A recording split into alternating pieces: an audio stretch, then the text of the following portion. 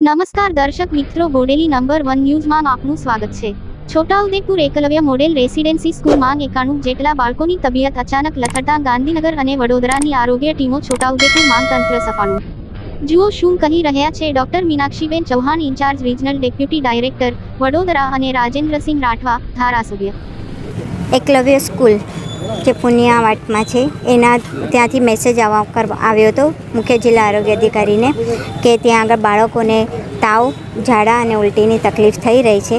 એટલે ત્યાર પછી ત્યાં આગળ મેડિકલ ટીમો મૂકી બાળકોનું સ્ક્રીનિંગ કરવામાં આવ્યું અને સ્ક્રીનિંગ કર્યા પછી જેમ જેમ બાળકોને વધુ સારવારની જરૂર પડી તેમ civil hospital Chhotaudepur, CSC referral hospital Tejgadh અને પાવી જેતપુરમાં બાળકોને ત્યાં દાખલ કરવામાં આવ્યા છે। 100 જેટલા બાળકોને અત્યારે સારવાર હેઠળ છે અને ત્યારબાદ વધુ સારવાર બાળકોને સારી મળે એના માટે રાજ્ય કક્ષાએથી અને ઝોન લેવલેથી SSG હોસ્પિટલમાંથી પીડિયાટ્રિશિયન અને ફિઝિશિયનની ટીમો પણ રાતથી જ અહીંયા આગળ મોકલી આપવામાં આવી છે અને એ ટીમો અત્યારે આ બંને હોસ્પિટલમાં હાજર રહી અને ટ્રીટમેન્ટ કરી રહ્યા છે।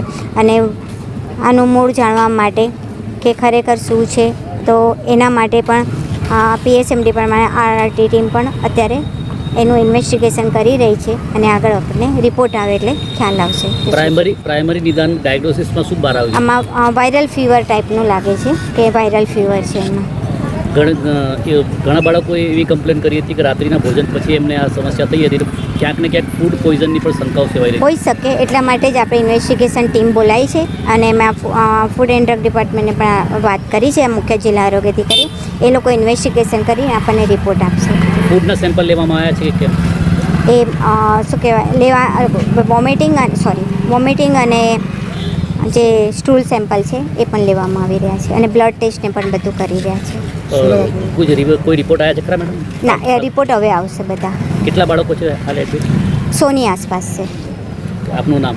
ડૉક્ટર મીનાક્ષી ચૌહાણ, ઇન્ચાર્જ અત્યારે રિજનલ ડેપ્યુટી ડાયરેક્ટર વડોદરા છે। કાલે પુનિયાવાટ કેમ્પસમાં એકલવ્ય મોડલ સ્કૂલ અને ગર્લ્સ લો લિટરેસી સ્કૂલના હોસ્ટેલ વિભાગમાં વિદ્યાર્થીઓ અને વિદ્યાર્થિનીઓને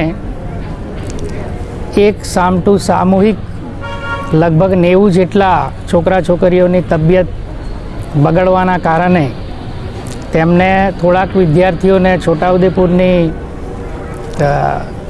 જિલ્લા કક્ષાની હોસ્પિટલ ખાતે, બાકીના વિદ્યાર્થીઓને તેજગઢ CHC ખાતે અને 10 વિદ્યાર્થીઓને પાવી જેતપુરની CHC ખાતે દાખલ કરવામાં આવેલા।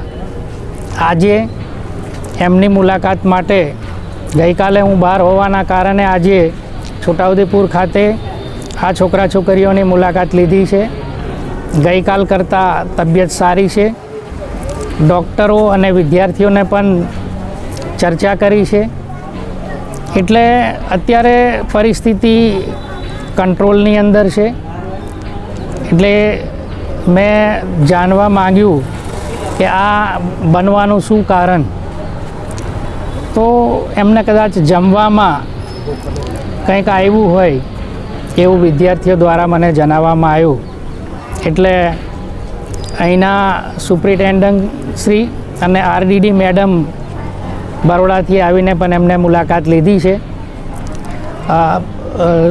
થોડાક 10 વિદ્યાર્થીઓને પેટમાં દુખાવાનું અત્યારે પણ ચાલુ હોય એવું એમને જણાવ્યું છે, એટલે એમના બ્લડ સેમ્પલ અને બધું લેવાની RDD મેડમે સૂચના આપી છે।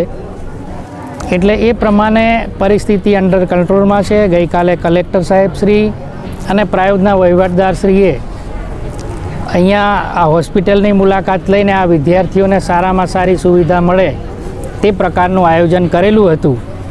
એટલે આ વિસ્તારના ધારાસભ્ય તરીકે આજે હું અહીં એમની મુલાકાત લીધું છે અને જે કંઈ કરવાનું થાય, જે બહારથી કદાચ દવા મંગાવવાની થતી હોય, આપણે વડોદરાના કોઈ તજજ્ઞ ડૉક્ટરશ્રીઓને એટલે કે SSGમાંથી બોલાવવાના હોય તો તે પણ બોલાવો એવી પણ સૂચના આપી છે। એટલે લગભગ કાલ સુધીમાં ઘણા બધા વિદ્યાર્થીઓને સારું થઈ જશે એવું અહીંના હોસ્પિટલ પ્રશાસને મને જણાવ્યું છે। આવા રોજબરોજના સમાચાર જોવા માટે જોતા રહો બોડેલી નંબર 1 ન્યૂઝ ચેનલ. અને જો આપે અત્યાર સુધી આ ચેનલને સબસ્ક્રાઇબ ન કરી હોય તો સબસ્ક્રાઇબ કરો અને શેર કરો.